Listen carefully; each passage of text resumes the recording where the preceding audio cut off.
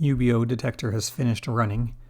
And so we can see this took almost 1.5 hours to do the 3 brains.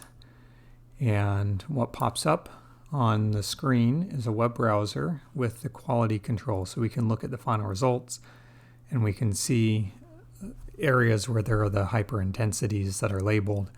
And so there's the input flare, and then there's the hyperintensities in yellow. And we can see the varying amounts of them and locations.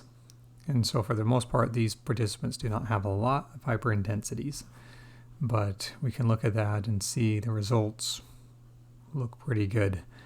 And of course, that's a small image, and you can zoom in on these, and you can also go and open up the files as needed, the nifty files in the output.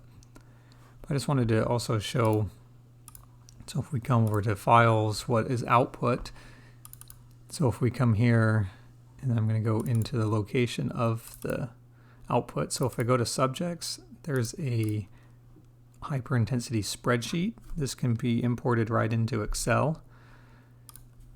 I can view it here as a text file, and this is a CSV file, a comma separated, and we have the ID, whole brain, white matter hyperintensity volume in cubic millimeters, paraventricular, deep, left frontal, all of the different regions. And we can see that this person has 11,000, 4,000, 900, which 900 is essentially nothing.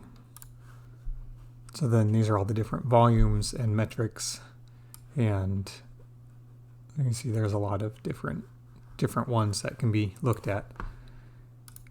So that'd be the output. Again, that can go right into Excel or R or SPSS, whatever you want to use.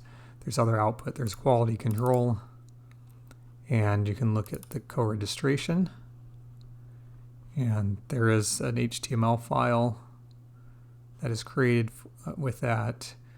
We can look at the, we can just here look at the images. The caveat to just looking at these images is the order of it. So this is the T1, and then I'd have to skip over. Here's the flare. But if we want to see if they're lined up, they really need to be side by side. But those registration, we shouldn't really have an issue with this registration because these are required at the same time point. And then there's final, and we can look at these images. So that's what was in the final report that we looked at, just showing the example of the hyperintensities that are highlighted. And then there's a native space, and then this is another one to look at, the segmentation, looking at the segmentation of gray matter.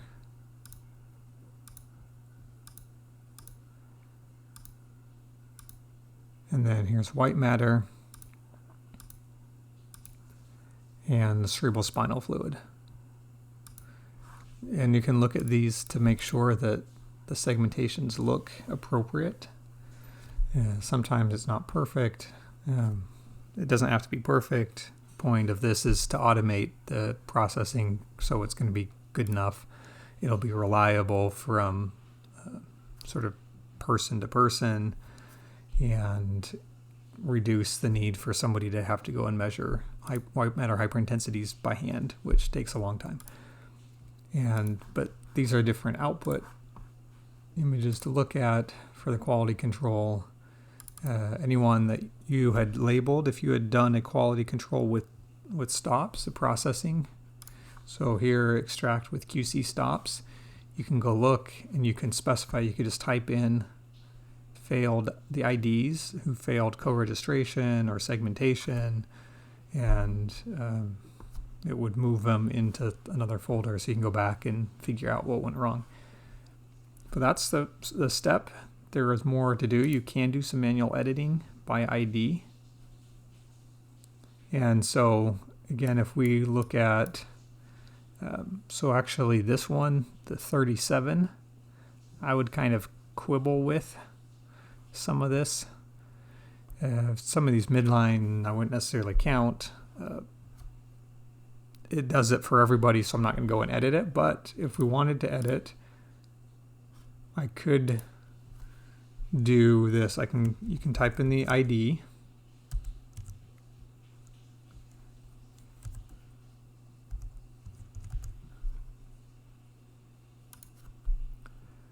And I could say edit.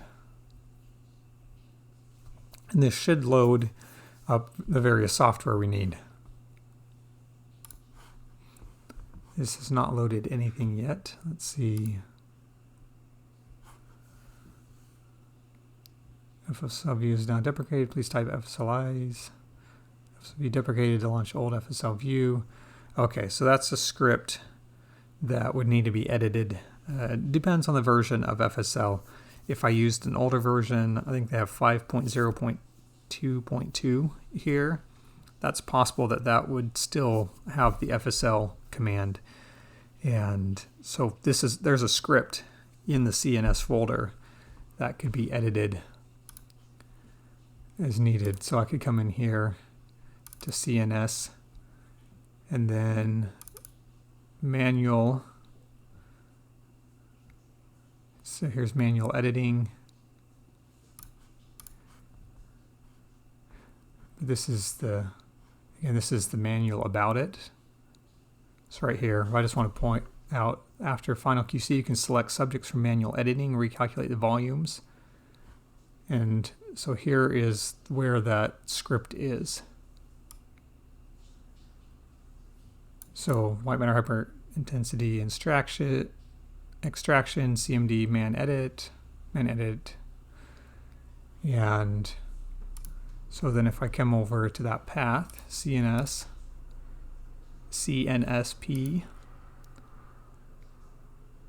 if that's in there,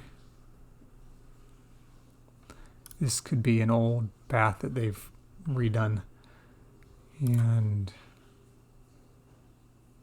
so maybe they've put it over. Let me pause the video and we'll come back. Okay, so here's the path. So CNS, WMH extraction, man edit, and then there's this display editing image.shell.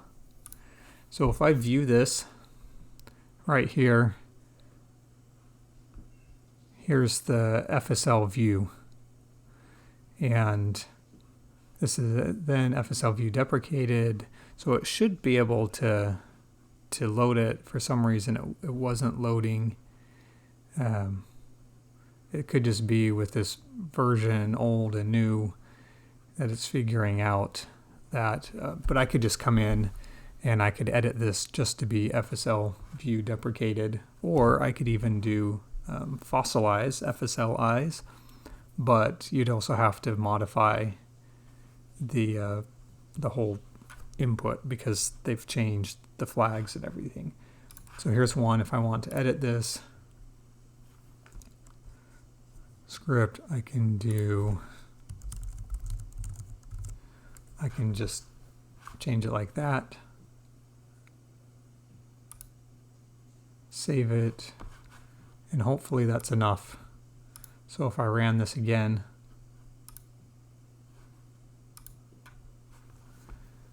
we'll see if this will work this time. Okay, so that's loading up because I made that change in the script, and it's loaded. I can make this larger. It's loaded these, and so then you can go through and do any manual edits. So here's actually an area where there's a hyperintensity possibly that could be labeled, but it's pretty subtle. And there's another one right there that was missed. These ones right here, I mean, right here we're in the septum pellucidum. I wouldn't count anything in the septum pellucidum as white matter hyperintensity.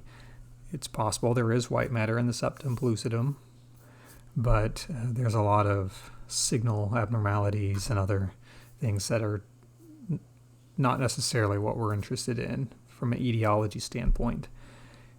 But again, if you have a good reason to edit it, you can edit it, but you'd have to do that for everybody. So my bias is we will just let this run and try to do manual intervention as little as possible. But sometimes where I've seen what will happen is we can end up with a lot of